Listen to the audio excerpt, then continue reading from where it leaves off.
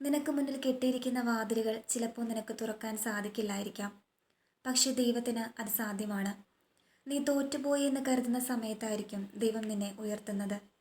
നമ്മുടെ ബലത്താലല്ല, ഈശോയുടെ കൃപയാലാണ് ഓരോ അത്ഭുതങ്ങളും സംഭവിക്കുന്നത്. നമ്മൾ ഒത്തിരി കരഞ്ഞിട്ടുള്ള രാത്രികൾ ഉണ്ടായിരിക്കാം. പക്ഷേ സന്തോഷത്തിൻ്റെ പുലരികൾ നിനക്കായി കാത്തിരിപ്പുണ്ട്. ലോകം നമ്മെ അളക്കുന്നത് നമ്മുടെ കഴിവുകൾ കൊണ്ടായിരിക്കാം. എന്നാൽ ഈശോ നമ്മുടെ ഹൃദയം പരിശോധിച്ചറിയുന്നവനാണ്. നീ തകർന്നവനായിരിക്കാം, പക്ഷെ നിന്നിലൂടെ അത്ഭുതം പ്രവർത്തിക്കാൻ ദൈവത്തിന് സാധിക്കും.